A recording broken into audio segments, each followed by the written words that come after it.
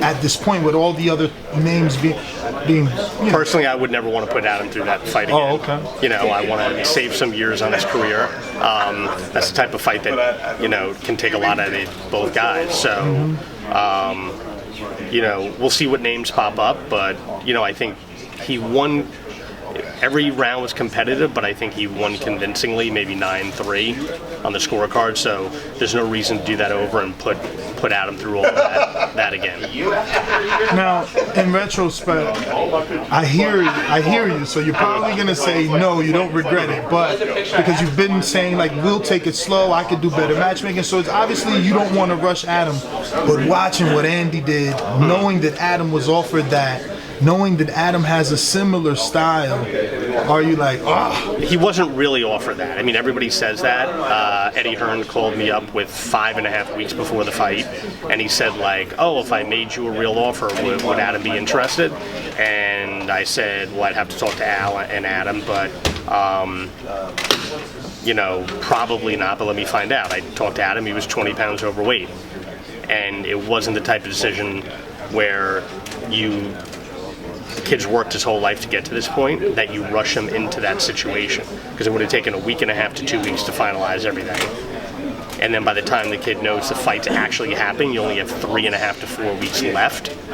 It's not enough time to mentally prepare. Andy Ruiz had just fought the week before when he got the call, so it was a little bit different. So I'm not going to play Monday morning quarterback because nobody knew that Joshua was going to get knocked out. It's easy to say it after the fact, but Adam didn't want to rush into that situation.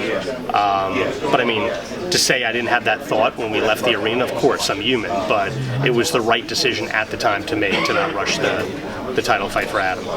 Now, watching that Joshua Ruiz fight, how much of a percentage do you give Ruiz to get the win, and can you envision a super fight with Ruiz and Kownacki being as though they spoke about each other before they were both on this level, right. Before people noticed, they were calling each other out or saying how they felt a fight between each other would, be good.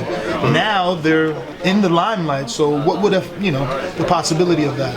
Be huge, I mean, right? I'm sure there would be a lot of interest in that fight for different reasons. But we'll see what happens December 7th. I give Andy Ruiz a really good chance. I mean, I've met Anthony Joshua. I went out with him one night. Great guy. I was rooting for him that night to win because for a guy that's such a superstar, he's definitely grounded and he doesn't think he's better than anybody else. He was a really cool guy. But obviously, after seeing the two fight, you have to give Ruiz a really good shot. But, I could see Joshua coming back and taking it more seriously and winning too. That's what makes the fight so interesting. Now, with the announcement of this, I'm going to say big business, Saudi Arabia, $84 million site fee, that sounds amazing for boxing and the growth of the sport. What percentage would you give you and your team of accepting an out-of-country offer like Saudi Arabia? That was a little left field for us boxing fans. We definitely wanted our own Thriller in Manila, so I'll give Eddie credit. We wanted that, but it's very far. And I wouldn't want to go to Saudi Arabia, but when that type of money's involved, I mean, money changes decisions, right? So, definitely. If one of my guys was offered the right deal to go over there, yeah, we'd go over there. I'd put in a healthy security budget. Now we keep hearing that word, security. Even Ruiz used it, guys, America, the security. What would you need? What would Keith Conley need to ensure that Adam Kownacki is safe in Saudi Arabia? I would want government security.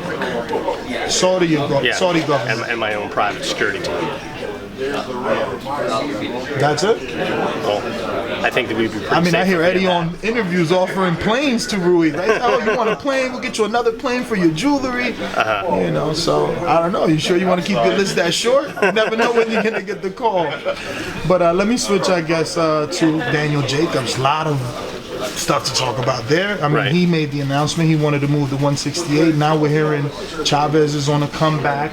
Possibility of Jacobs fighting Chavez. He's posting it. Obviously, Canelo can flirt with the possibility of a rematch at 168 with that WBA regular title. Now Billy Joe Saunders signed with a WBO 168-pound title. What direction is Daniel looking at? I think we're trying to lock up the Chavez fight right now. I think that's top priority. We'll see if it happens. I don't really know where his head's at. I've heard that they're interested in the Jacobs fight. I'm sure they would be because there's an enormous amount of money on Dazn to fight Danny Jacobs. So, but I think that's a great fight for Danny because I think it's a fight he'd be favored at, and it gets him used to 168, and it's also a big name, and it checks off all the boxes to make a big fight.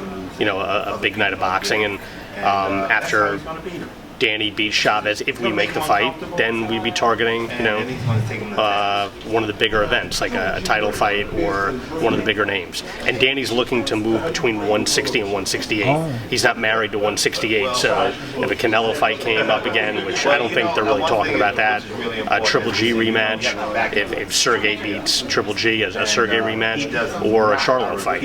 I mean, a Charlo fight would be huge in New York. Now, how would that work? Is Danny free to roam, or? Well, listen, if there's a big fight, we'll make it happen. I think I've proven that if there's an opportunity for one of my guys, I'll make sure it happens no matter what network it has to be put on. Speaking of opportunity, DAZN has showed that they can think outside the box. We're here in Saudi Arabia, and we've now seen two, or we're going to see the second Mexico boxing card with the talks of Daniel Jacobs and Chavez. Have there been rumors of maybe staging that in Mexico to make it a bigger event? Or would you not consider that? We're so early in talks, we haven't broached that. Would you allow that, though? We'd have to get paid more money. You know, that's for damn sure. Because Danny's the A side in that fight, even though Chavez is a big name. He's a big name because of his father, let's be honest. He's not on Danny Jacobs' level skill-wise. So Danny will be the A side in that. So I haven't spoken to Danny about that, but there would have to be a significantly larger amount of money in the pot for Danny for that to even be considered. Now, so I want to move to your next guy. I want to say it is Richard Comey, right? Great. So what's the status on Richard Comey, and is he waiting on Lomachenko, or is he going to do the Teofimo Lopez fight? Well, the IBF ordered the Lopez fight, so we'll probably know in the next couple of weeks if that's going to happen, when it's going to happen, and that's the fight he wants. And then after that, after he beats Lopez, which he will, then we can talk about Lomachenko. Do you foresee that going to purse bid? No. I don't think it'll go to purse bid, but anything's a possibility. So you see it landing on Top Rank? Which one? Comey? Yeah. Yeah, well, we have a, you know, obviously Richard Comey is promoted by Lou DiBella. We've been doing work with Top Rank, so I expect to sit down with Lou and Alex Dombrov to solidify the Lopez fight in the next couple of weeks. I don't anticipate it going to purse bid, but anything's a possibility, because if a deal that looks like it should be easy to make isn't closed in a certain period of time, Alex and Lou will do what they have to do to either force the fight or flush them out and see if we have to fight somebody else instead of Lopez. So how do you envision that fight playing out? Do you feel like it's too soon for Teofimo? Is it the right fight for Comey? Well, we're going to find out really soon. We're going to find out in the next couple of months. Listen, Lopez is a great fighter. Comey's a big puncher and a great fighter. Lopez's punches are a little bit straighter than Comey's, but I think Comey has more experience and he's been in a couple of big events, so it's definitely a 50-50 interesting fight. This is a business for you, so I'm sure you had to be at least smiling, smirking, definitely more confident after seeing Lopez's last performance. I know he's getting, I guess, a lot of knock for it, but he did well. But you had to feel better yourself, seeing that he wasn't looking as flashy as the past. I definitely felt our chances increased of winning the fight. Not that I think that we were the underdog in the fight, but the way ESPN and all the announcers were making Lopez, you would have thought he was the second coming, basically, right? So, you know, you hear that enough, you start to believe it. I'm human, just like anybody else. So I definitely think that performance made the fight with Comey more interesting for Lopez. And I think more people where they thought it was a gimme for Lopez now look at it as sort of a pick 'em fight. They think Lopez is going to win, but they're not sure if he's ready yet. Do you think he's ready? After the last fight, I don't think he's ready. I think Comey will win, but it's not a gimme fight for either guy. If you told me it was 60-40 either way, I couldn't disagree with you. Now, is Lopez's buzz big enough that he catapults Comey? As far as what? Like Stardom, popularity? Well, he's got to win the fight. Yeah, no, that's what I mean. But is Lopez's buzz big enough that when he does get that win, the writers, the media in general, the fight fans give him that credit? Yeah, they're going to give him that credit because they've already built him up so much that they're looking for a reason to say, hey, we were right. This is the next superstar.